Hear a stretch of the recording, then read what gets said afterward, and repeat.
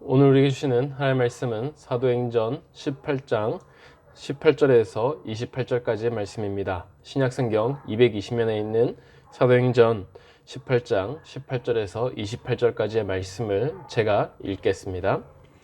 바울은 더 여러 날 머물다가 형제들과 작별하여 배 타고 수리아로 떠나갈새 브리스길라와 아굴라도 함께하더라. 바울이 일찍이 서원이 있었으므로 갱그레에서 머리를 깎았더라.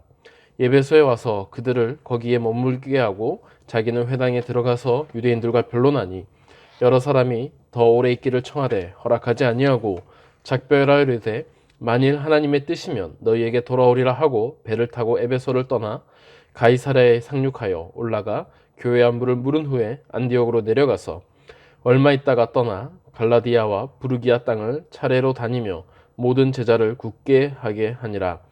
알렉산드리아에서 난 아볼라 하는 유대인이 에베소에 이르니 이 사람은 언변이 좋고 성경에 능통한 자라. 그가 일찍이 주의 도를 배워 열심으로 예수에 관한 것을 자세히 말하며 가르치나 요한의 세례만 알따름이라.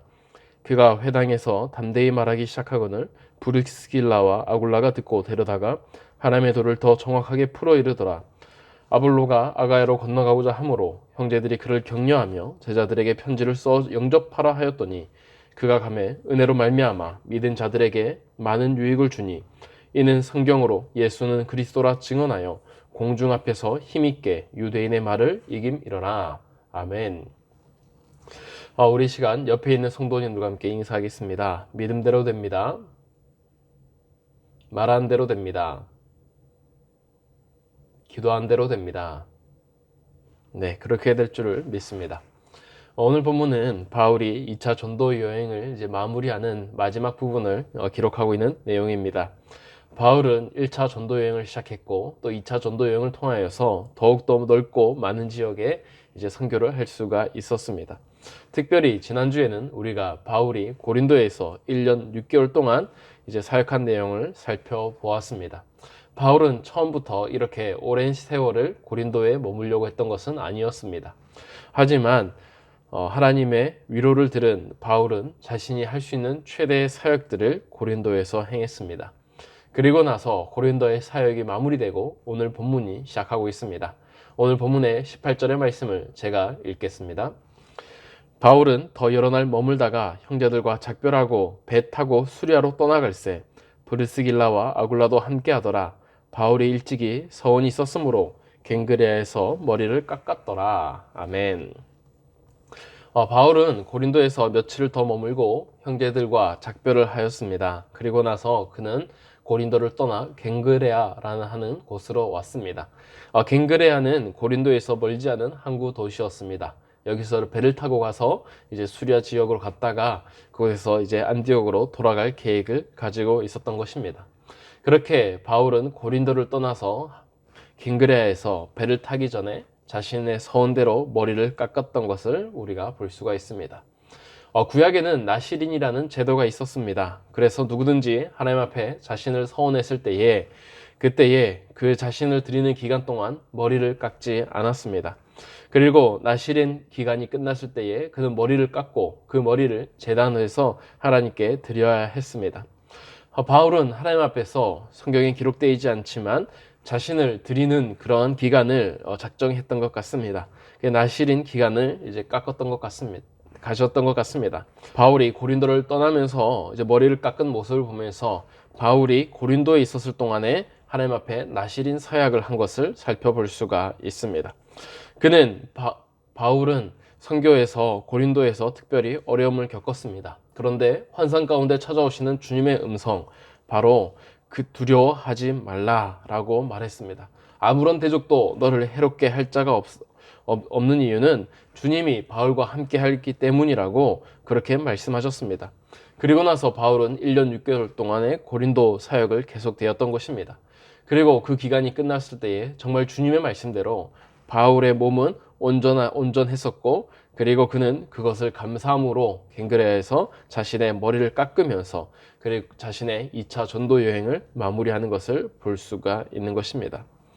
이러한 장면을 통해서 바울의 선교 여행 때에 정말 바울은 쉬운 장면만 있었던 것이 아니라 고린도와 같은 위험한 상황에서도, 그리고 자신의 목숨이 위태로운 상황에서도 하나님 앞에 자신의 모습을 드리고 하자는 그런 바울의 모습을 우리는 생각해 볼 수가 있습니다.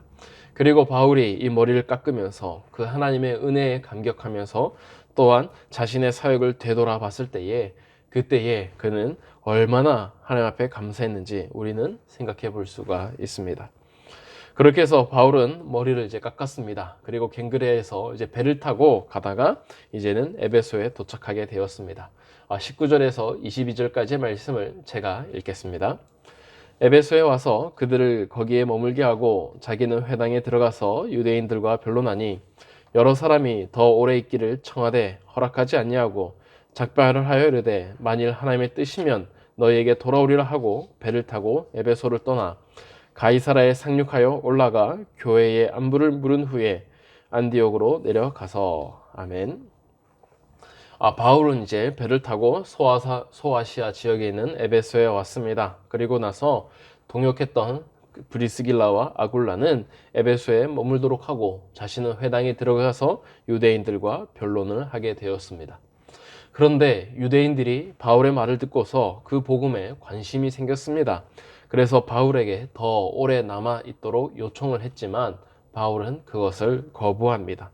하나님이 허락하시면 다시 오겠지만 지금은 가야 되겠다 하며 에베소를 떠나고, 그리고 바울은 가이사랴 지역의 교회를 방문하게 되며 그리고 자신의 본거지였던 안디옥으로 돌아갔던 모습을 성경은 표현하고 있습니다.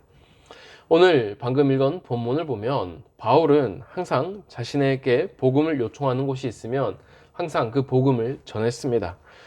그리고 자신의 복음을 잘 받아들이는 그런 도시를 위주로 해서 사역을 진행하며 나갔습니다. 그런데 에베소의 사람들은 바울에게 요청을 했지만 바울은 이것을 거부했습니다. 그러면서 하나님의 뜻이 있다면 다시 오겠다라는 말만 남기고 돌아갔습니다. 우리는 왜 바울이 그렇게 일찍 돌아갔는지 이유를 알 수는 없습니다. 그런데 지금 누가는 이러한 부분을 기록을 하면서 바울이 후에 에베소에 와서 사역하게 될 그런 복선을 미리 깔아 묻는 것을 우리가 볼 수 있습니다.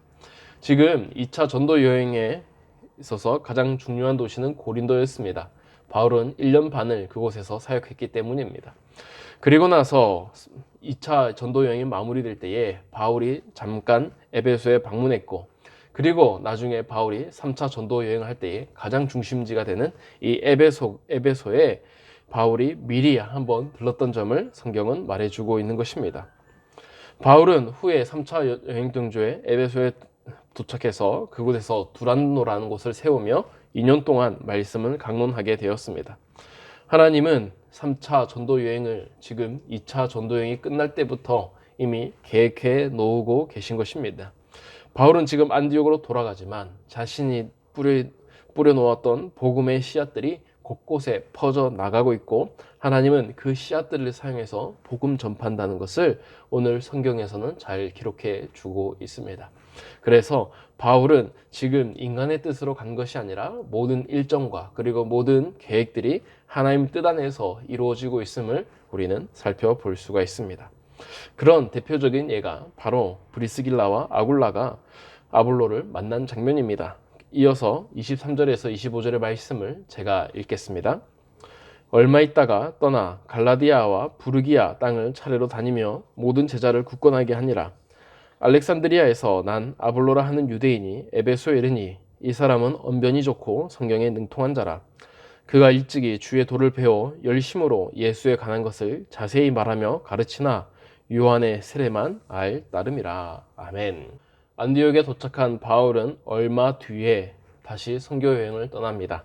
성경은 그것이 얼마나 된 기간인지 구체적으로 말하지 않지만 어쨌든 여기서부터 바울의 3차 전도 여행이 다시 시작됩니다. 바울은 1차와 2차 전도 여행 때 방문했던 갈라디아와 부르기아 온 땅을 차례대로 돌아가면서 그들의 교회가 굳건해지도록 도와주었습니다. 이런 모습을 보면서 우리는 바울이 많은 곳에서 복음을 전한 그런 사역자인데, 특별히 바울은 아무도 가지 않은 곳에만 갔다라는 생각을 우리는 하고 있습니다. 하지만 성경을 자세히 보면 바울은 자신이 복음을 전한 곳에 끊임없이 재방문을 하면서 그들을 계속 굳게 세우는 역할을 잘 했던 사람임을 볼 수가 있습니다. 그리고 혹시 자신이 가지 못할 때는 편지를 쓰면서 교회를 돌아보았던 것입니다. 바울의 사역은 단순히 교회를 세우는 일회성의 사역이 아니라 자신이 할 수 있는 모든 것을 교회를 위하여 돌아보았던 그런 사역자임을 알 수가 있습니다. 단순히 자신의 역할을 하나의 구체적인 사명으로 언급하지 아니하고 자기가 할 수 있는 모든 것들을 다 교회에 쏟아 부었던 것입니다. 바울이 이러한 사역을 하고 있을 때에 에베소에 있던 알렉산드리아 출신 유대인 아볼로가 드디어 등장합니다. 알렉산드리아 출신 아볼로는 언변이 좋고 성경에 능통한 자라고 말하고 있습니다. 이 짧은 문장에서 우리는 이 아볼로가 어떠한 사람인지 잘 알 수가 있는데요. 이 알렉산드리아는 로마 제국에 있어서 매우 중요했던 이집트의 도시였습니다. 이 알렉산드리아에는 많은 유대인들이 오래전부터 있었고 특별히 이 도시는 학문의 도시로 유명했습니다.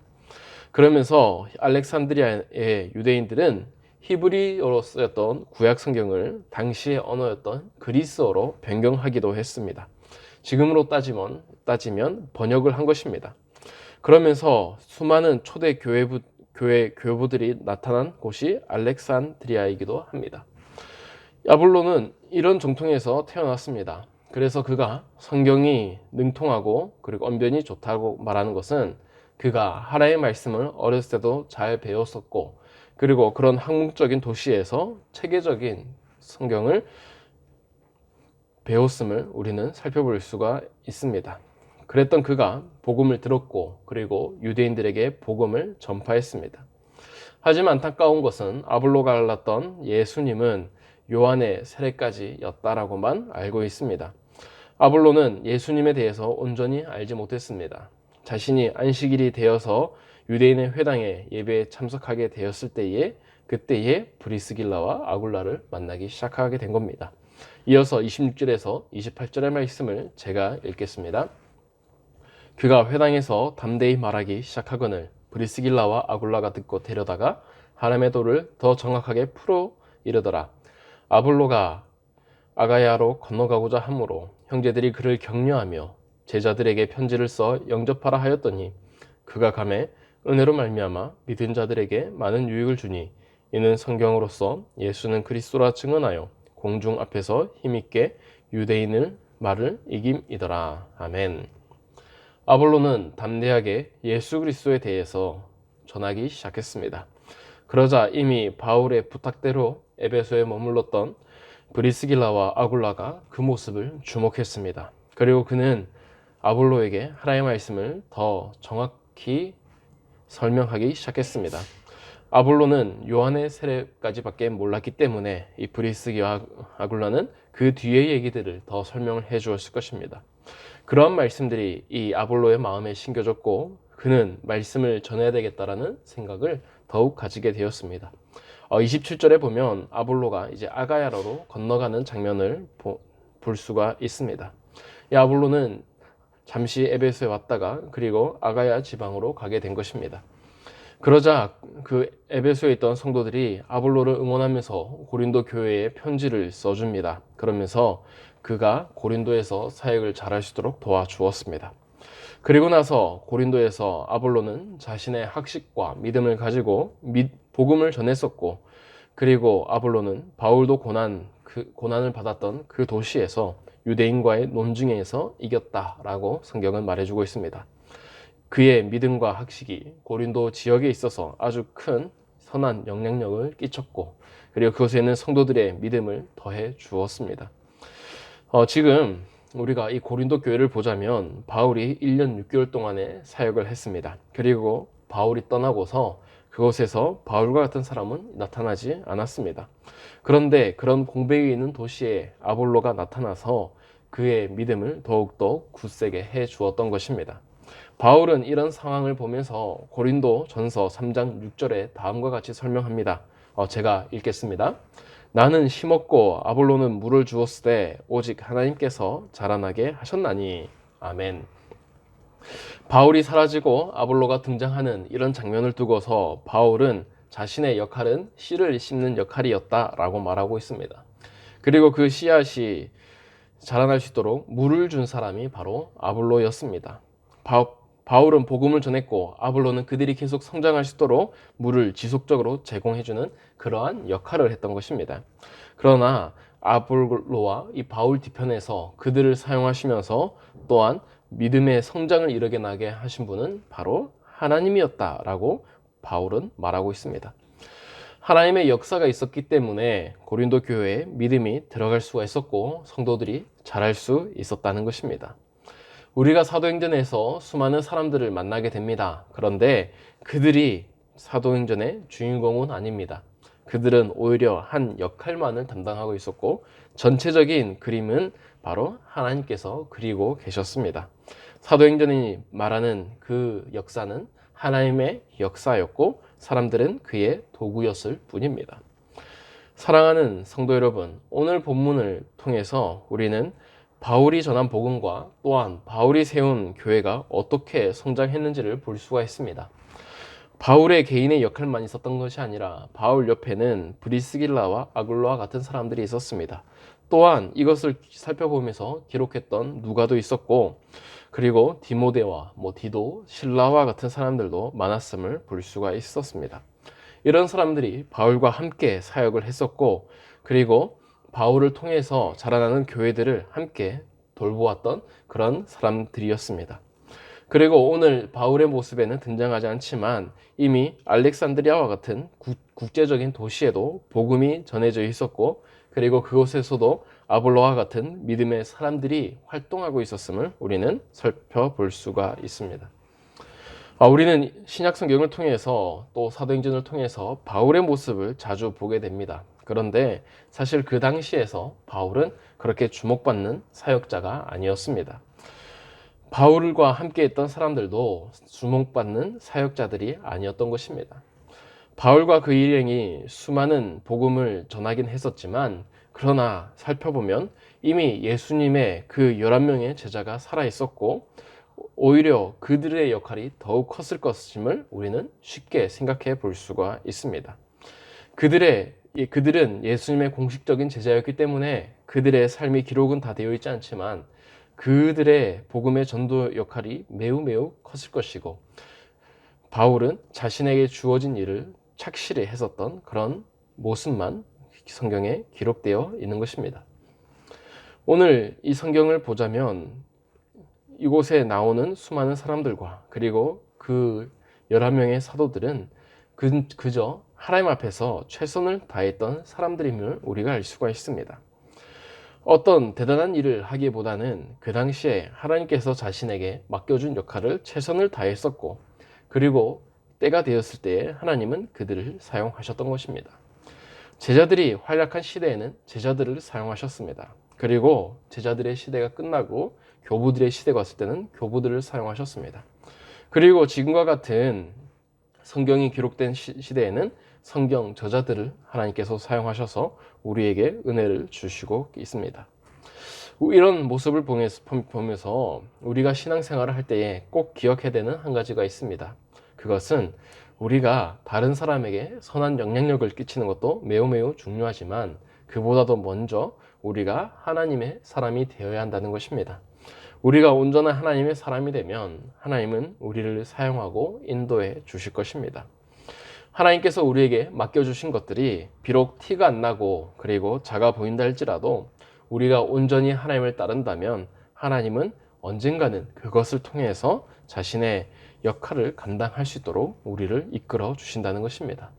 사랑하는 성도 여러분, 사람이 잘하는 역할은 하나님의 영역입니다. 바울과 아볼로가 했던 그 역할은 오직 심고 물을 주는 역할뿐이었습니다. 열매는 하나님께 달린 것입니다. 우리의 삶에서 때를 얻든지 얻지 못하든지 각자 하나님을 자신의 환경에서 최선을 다해 바라보시면서 우리의 역할에 충실할 때에 그때에 하나님께 이끄심을 받는 그런 삶을 우리 모두가 살았으면 좋겠습니다. 그런 마음으로 이 시간 함께 제가 기도하겠습니다. 살아계신 하나님 아버지, 우리가 오늘 말씀을 살펴봅니다. 오늘 말씀에서 바울은 2차 전도 여행을 마무리하고 3차 전도 여행을 시작하게 됩니다. 그러면서 누가는 에베소라는 도시에 대해서 기록해 주고 있습니다. 또한 이러한 것들을 통해서 바울의 걸음걸이가 사실은 하나님께서 예비하신 걸음걸이였고, 그리고 그런 걸음걸이들이 모여서 바울을 비롯한 수많은 동역자들을 통하여서 복음이 퍼져나간 것을 우리는 살펴보고 있습니다. 주님, 우리도 주님의 나라에 동참한 자들입니다.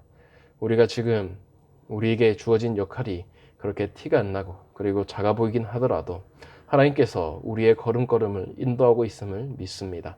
또한 우리의 삶 가운데에 함께 하심을 믿습니다. 주님, 우리가 믿는 자로서의 걸음을 최선을 다하여 걸을 수 있도록 도와주시옵소서. 온전한 하나님의 사람이 되기 위해 애쓸 수 있도록 도와주시옵소서. 그리고 나서 우리의 모든 삶의 열매는 하나님께 의탁하며 오직 우리의 삶을 하나님의 기뻐하시는 그런 하루로 만들 수 있도록 도와주시옵소서. 그때에 우리의 삶을 인도하시는 하나님을 바라보고 우리는 하나님 앞에 감격하며 찬송하는 그 시대, 그러한 시절이 올 것을 믿으며 하나님 앞에 살아가게 하여 주시옵소서. 오늘 하루의 삶 가운데도 함께 하시고 우리의 일주일과 우리의 남은 삶 가운데도 함께 하실 그 하나님을 바라보면서 이 모든 기도 우리 죄를 구원하신 예수 그리스도의 이름으로 기도드립니다. 아멘.